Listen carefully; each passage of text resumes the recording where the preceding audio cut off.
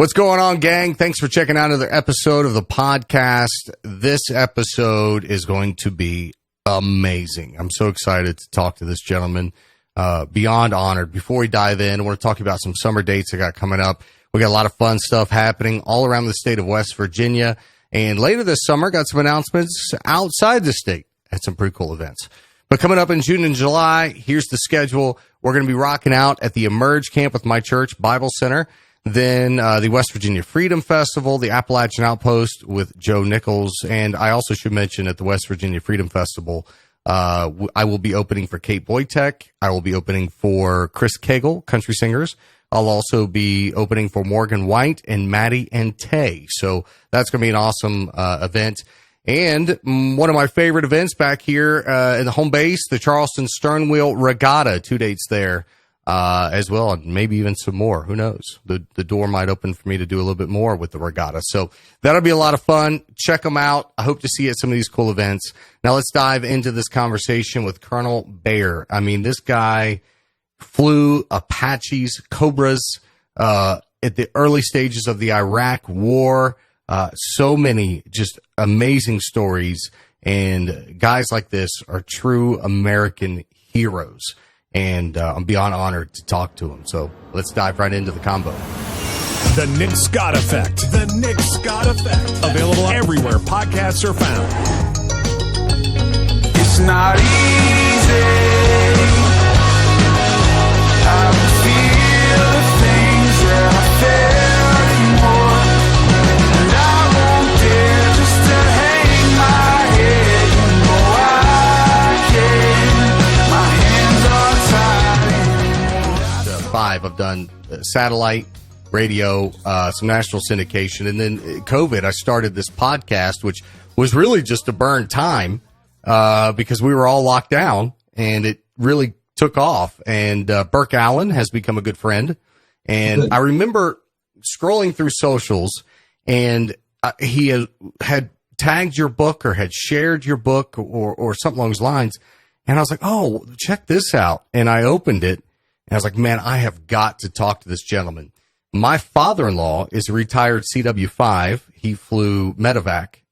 He started on Hueys and then went to the UH-60 Blackhawk. And I think he did some Lakota training before he retired. So, helicopter, rotary wing aircraft is pretty important in my wife's family. So when I saw your story, I was like, I've got to talk to this gentleman. So thank you so much for taking the time to talk to me today. I'm glad I'm here. Thanks, Nick. So your book, Ghosts of Baghdad, let's talk about it a little bit. Can you tell us your story, those days, what made you want to become a pilot? When you joined the Marine Corps, did you want to be a pilot, or did it just happen that way? Yeah, that's interesting. So, probably I tell us like a lot of young folks. I thought about the military. I was in college, and I took the trip down to Recruiter, and I sat down with those silver-tongued devils, and they were like, "Hey, we've got some stuff for you." And so once he realized I was in college, he ushered me over to the officer recruiter, and we sat down, and again they're all pretty good at their trade, and he's like, we fly, we have airplanes, we have helicopters, we just don't storm the beaches anymore. And he was a super perfect soft sell. And, next thing you know, I'm 19, I'm at OCS. And then, I graduated from college and I'm off to flight training. So something I never really thought of. Yeah. So it was really exciting. So when you got in, I'm assuming you went in pre 9/11. Oh, absolutely. I went right out of college. Yeah. So absolutely. I got commissioned, 30 years ago now, more than that. And so, yeah, absolutely pre 9/11. We lived in the era of Desert Storm and Somalia and the Bosnias and all those places, little flashpoints, kind of these persistent conflicts that were burning all over the world. And, being a Marine, being assigned primarily to Marine expeditionary units, it was great. It was an adventurous, adventure at the highest level, especially for a 20-something flying sure. So your book, Ghosts of Baghdad, are we referring to the Iraq conflict in the early 90s? Or are we referring to Operation Iraqi Freedom post 9/11? This is post 9/11. This is takes you from the first night of the war in 2003. You strap it in, you hop in the cockpit. You're with me. You're with Matt, my co-pilot, my wingman, Bus and Rosie, and then you're with us the next 27 days, living what we'd all call high adventure. And so that's what it captures. That's the essence of it. It's a story I felt that needed to be told for a long time. It really had to be told. And as I say, it's not about me. You just have to suffer through the world through my lens. And it talks about a lot of great people doing some really amazing things, some very trying times. So, well, if you don't care, let's talk about some of those stories. So when you found out you were going to Iraq and you're going to fly arguably some extremely dangerous missions in some extremely hostile territory, what was going through your mind? Was it just focused on the mission, or were there some anxiety, some concerns? Well, it's interesting. Training is an amazing thing. So, I knew we were well led, we were well equipped. We had great Marines with us. The weak link in any organization you think is going to be yourself, right? So you just have to make sure you're carrying your weight. And I was a pretty senior major at that time. I had thousands of hours flying, so I felt pretty confident in what I was doing. But what made things so different was just the not knowing, the unknown.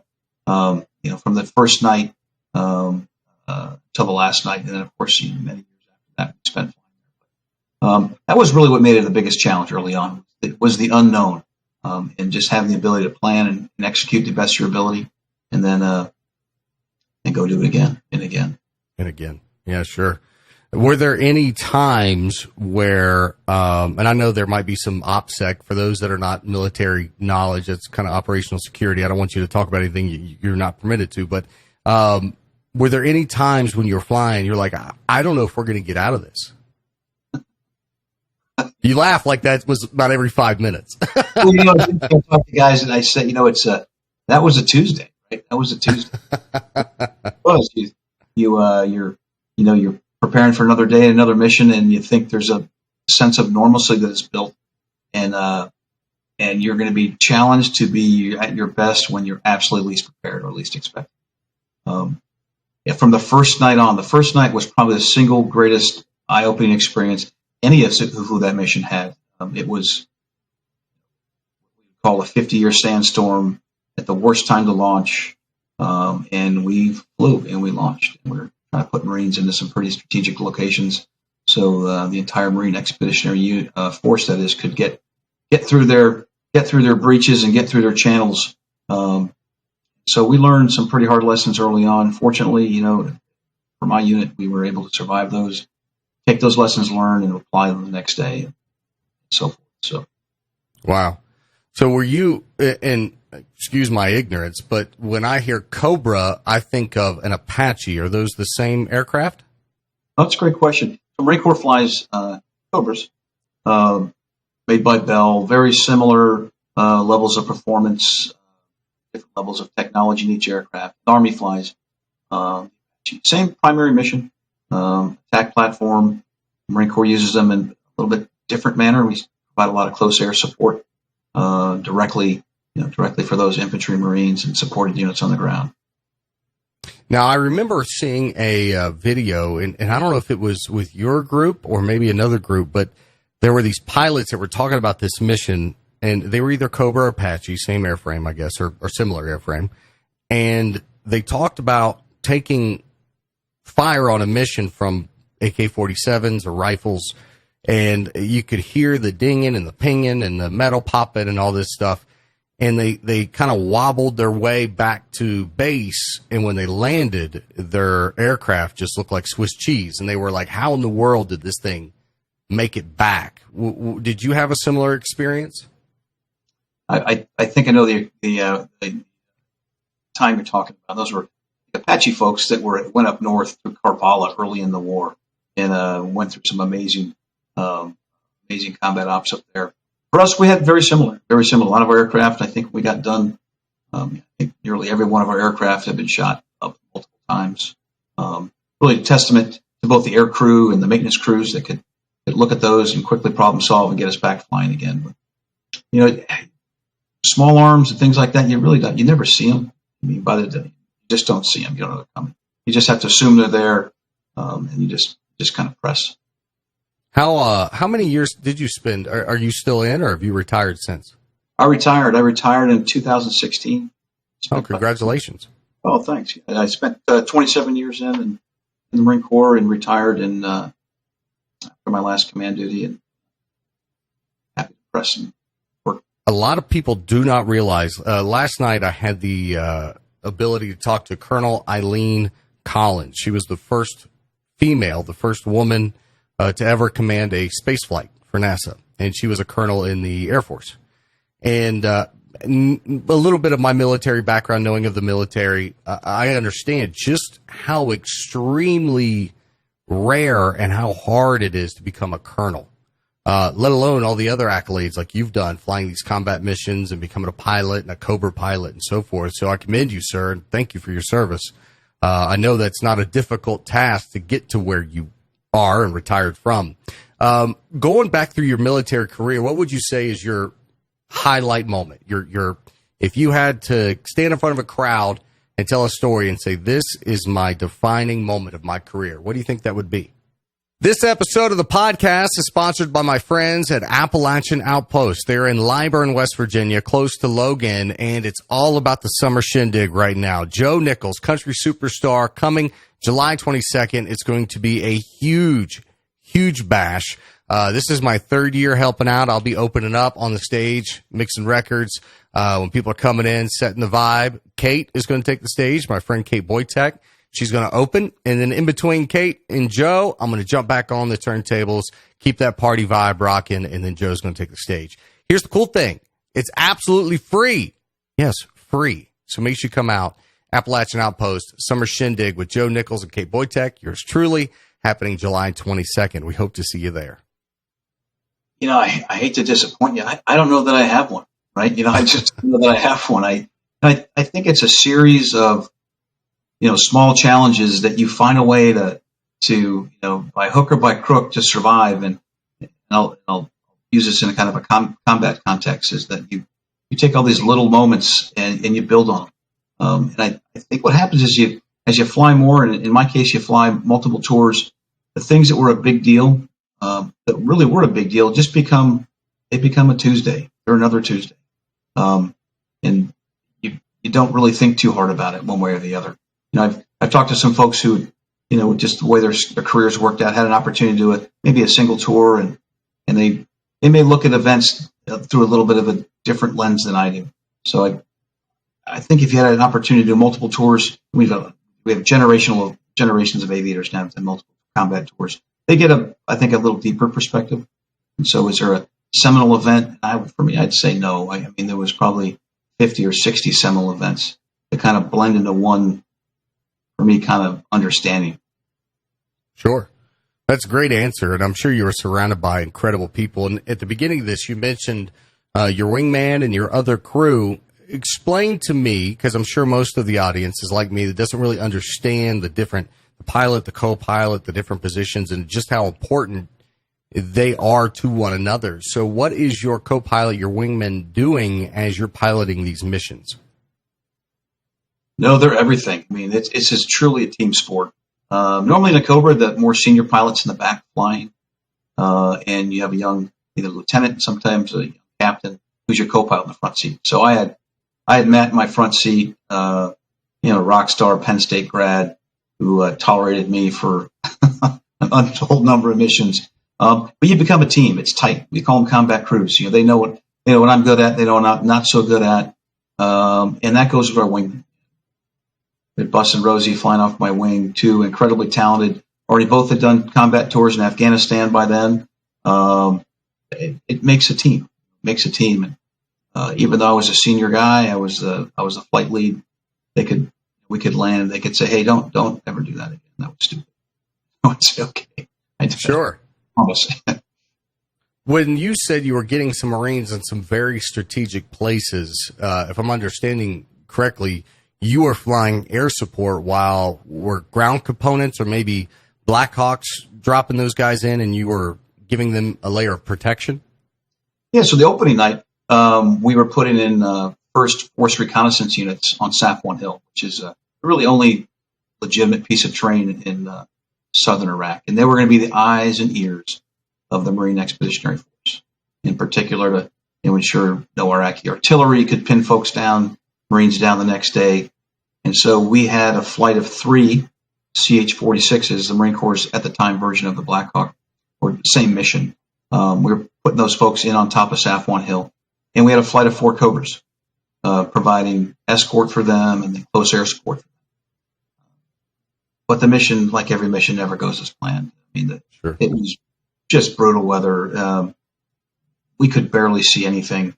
By the time we rolled into the target, we began engaging a series of targets, trying to give some good debrief to the crews, trying to land the Marines on Safwan Hill, and we continued to engage targets. And the weather just didn't permit them to land. So the flight lead of the CH-46s very wisely, just canceled the mission. And the air mission commander, who was also flying another aircraft, agreed. So we reset and we put those Marines back in the morning. But it didn't change the value of the mission. The value of the mission was, for us, from a personal and a professional standpoint, the learning was.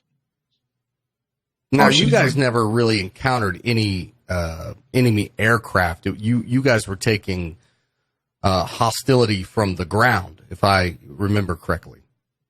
Absolutely. No enemy aircraft, I don't think, ever took flight. There may have been, someone will correct me. There may be a onesie or twosie, but there was no MiGs blacketing the sky. There was no Hinds and Hips from their Air Force taking off and attempting to defeat ground forces. We had complete air supremacy, and we felt pretty good. As Cobras, we felt pretty good too. Some of us would wished we'd seen an enemy helicopter. Been pretty easy pickings. So, what is your thoughts on, with your military background, your combat experience, and even some of the footage I think we're seeing now in this day and age of social media and everything is just right here instantly with the conflict in Ukraine and Russia? You see a lot of air combat. You actually see jets on jets, helicopters on helicopters, ground, RPGs and so forth.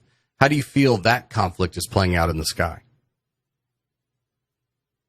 From what I see, it looks like the Russians fell into kind of their own trap. I think they're going against some pretty sophisticated air defense systems, which it makes things very difficult, particularly if they're integrated. So you have ground controllers with ground radars, ability to target aircraft pretty much as they're taking off.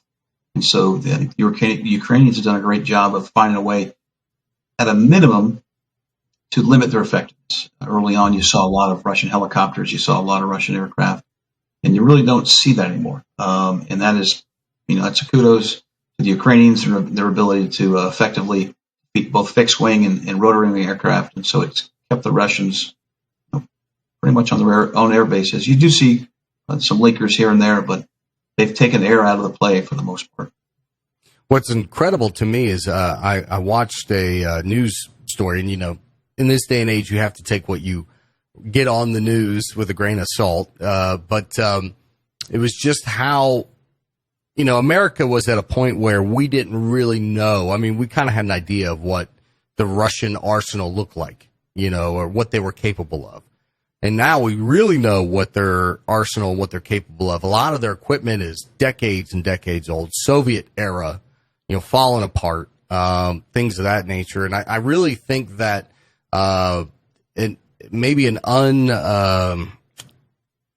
didn't realize it was going to show their vulnerabilities to the rest of the world, if that makes sense. I think there was absolute sense of strategic kind of arrogance to think that you could get 2 or 3 day war in Ukraine. It goes back to training. You look at how well the Ukrainians had trained, even on the Russian aircraft, flying MiG-29s, and some of the lesser Su-25s and some of the other platforms they have available to them. You get a well-trained, well-motivated force of any type, air or ground, and they're going to put up a fight. And particularly when you're fighting a home game. No one wants to fight a home game. And so it makes it all that more critical for the Ukrainians to find new ways to solve kind of old problems. Speaking of training and flying, post-retirement, do you do any type of, do you still fly? Do you do any training? Do you maybe help new Marines coming through? So I run a training company with a partner of mine. So we stay pretty engaged with the U.S. government. We have aircraft that we fly. We have aircraft that we own. We really enjoy that. So we get an opportunity to both serve again in training environment, training kind of next generation of folks. Some pretty high level training, which we're happy to do. I do a little bit of flying. I did some flying, but there's much more talented younger guys that can do that. Do you miss it at all? Do you miss flying all the time? I miss flying Cobras. I fly when I need to fly, but I miss flying.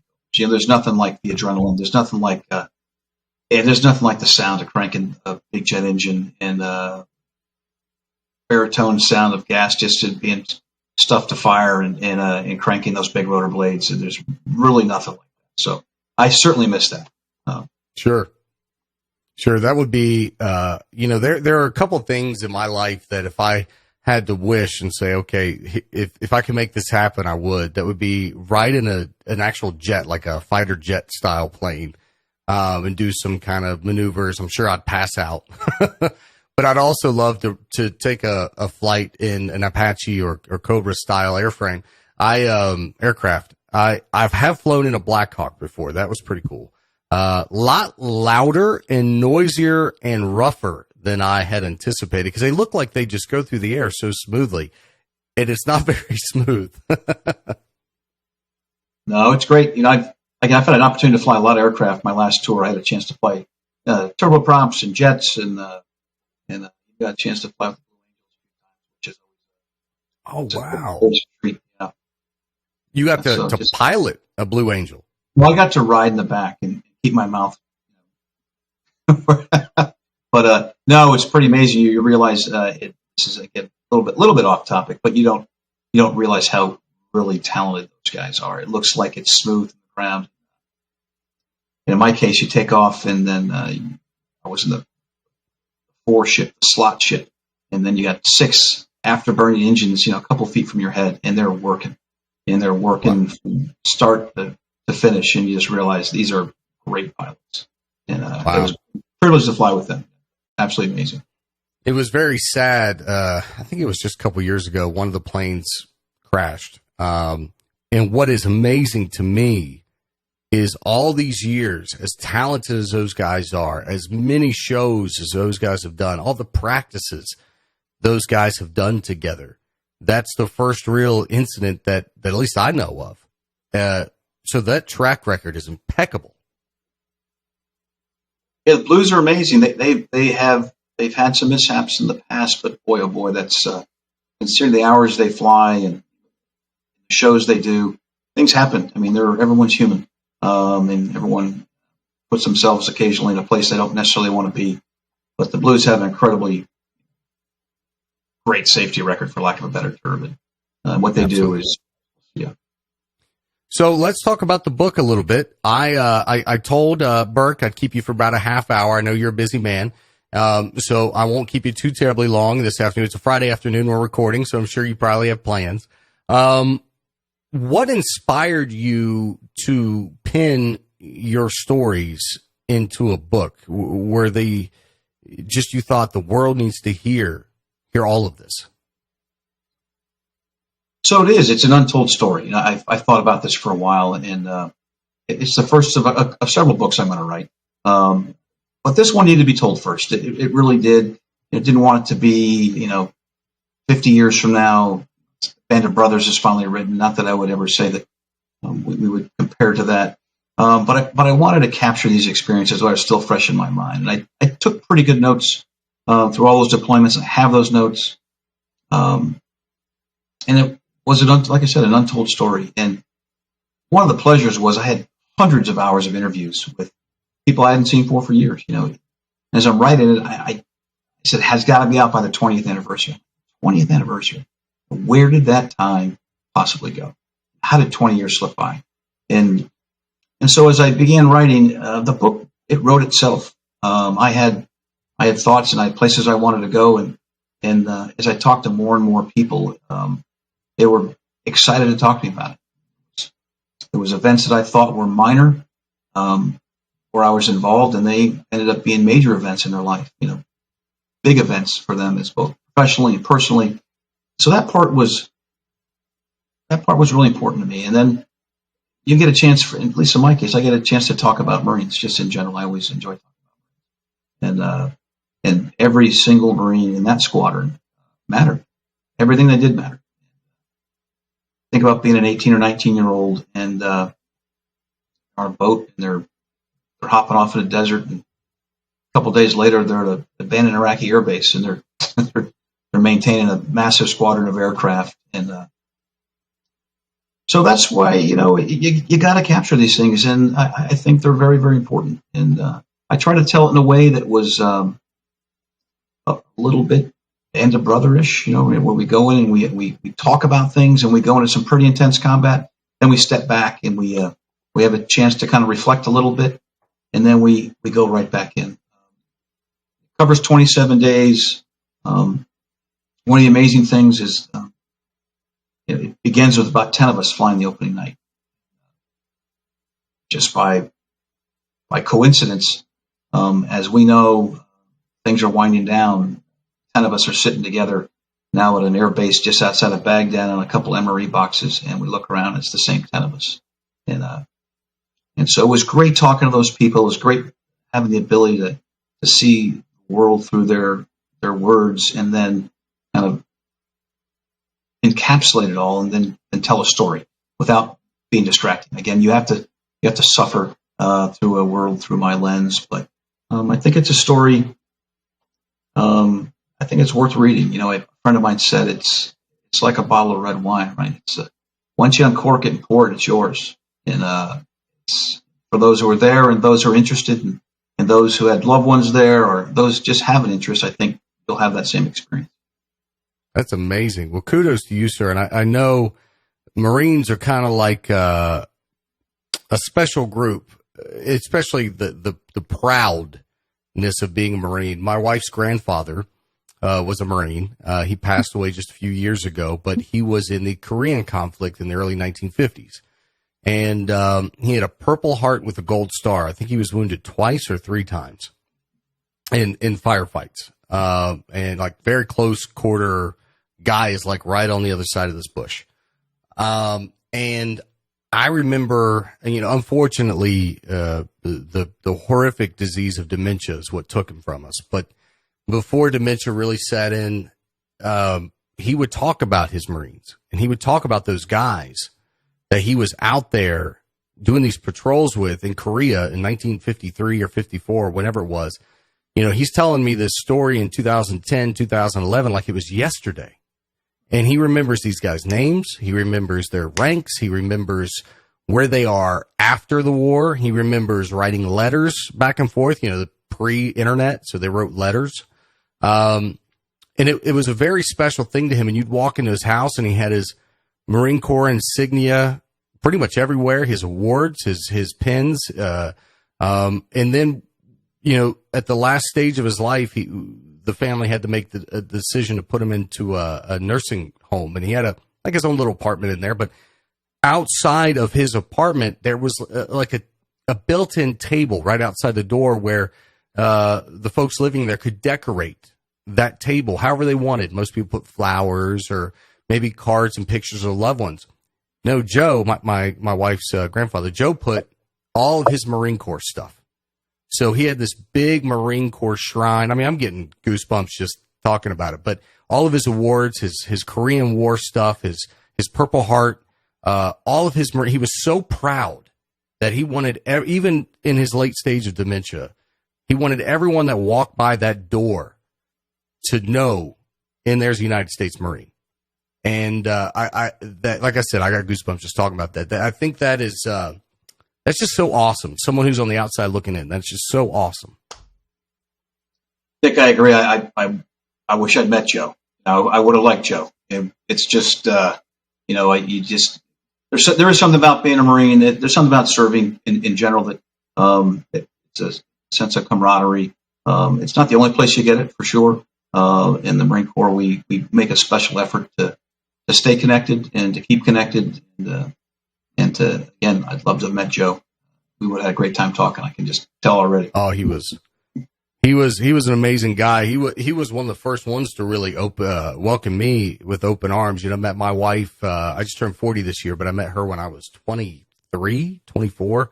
And I'm originally from the Cincinnati, Ohio area. We reside in Charleston, West Virginia right now. So, here's this girl bringing this guy around. And of course, the whole family's scoping me out. Who's this guy, right? As you should. And, but I tell you, Joe was one of the first ones to really just embrace me. And, I've always been grateful for that. But I remember one of my fondest memories of him was sitting on his front porch on a, late summer day. He smoked, he liked his cigarettes, and, I don't, but I'll have an occasional cigar. And I remember sitting out there with a cigar, and he would just tell me war stories. And I never asked. He would just tell me. And we sat out there for hours, well into dark, well past dusk into dark, just telling me stories. And what reminded me of this with you is you were talking about your Marines and your love for your wingmen and so forth. He was telling me similar stories in a similar feeling like you just did about his Marines that were there doing those patrols with him. So there's definitely a feeling amongst Marines, I believe, that see that kind of conflict or combat mission.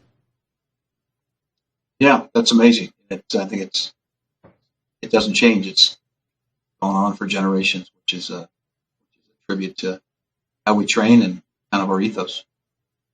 So go back to your book. Where can people find it? Can you buy it digitally? Is it in your local Barnes and Nobles or Books A Million? Yes, and yes. So, absolutely. So it'll be out officially 4th of July. It came out, for pre-sales on the 20th of March, which was the 20th anniversary of us going over the berm on the first night. You can pre-order it at Barnes and Nobles. You can pre-order it at Amazon. You can pre-order it from, my publisher, Balance Books. You can go on ericbuer.com. You can order it from our website. And it will be out in hardcover. It'll be out in an e-reader, and it'll be out in a what do we call those? Softback, paperback, hardback, and then digital Kindles. My wife has a Kindle. Yeah. It'll be on Kindle and also on voice as well. Yeah. Well, sir, like I said, I promised that I usually try to do an hour. But I know you're a busy man. I know you have a lot going on. I told Burke, I was like, hey, man, half hour of his time, and I'm happy. Oh, that's great. And I'm sorry? Oh, I appreciate it. This is fantastic. Yeah, so what I'd love to do in the future, if you'd like to, is I always love when I, have a guest on and start this relationship and friendship. The door is always open. This podcast for me has been wild. I still don't understand it. I don't understand why people listen. I don't understand why people subscribe, but I'm super grateful. And because people listen, it allows me a door to talk to some amazing people like you, true American heroes. And I know you probably don't feel that way of yourself, but to me, you are a hero. And if this book does well, say you're a New York Times bestseller or whatever, I'd love to have you back on and celebrate that with you. Heck, I'll give you a virtual bourbon on me. How about that? Nick, absolutely, and I'll bring the bourbon. I'll be waiting, sir. This is amazing. I'm going to reserve a copy myself. I'm going to look forward to reading it. I like to do a little reading in the evenings, and hopefully I can reach out to you and just pick your brain about the book in the future. But thank you so much, sir, for taking the time to talk to me this afternoon. Thanks, Nick. Anytime. It's my pleasure.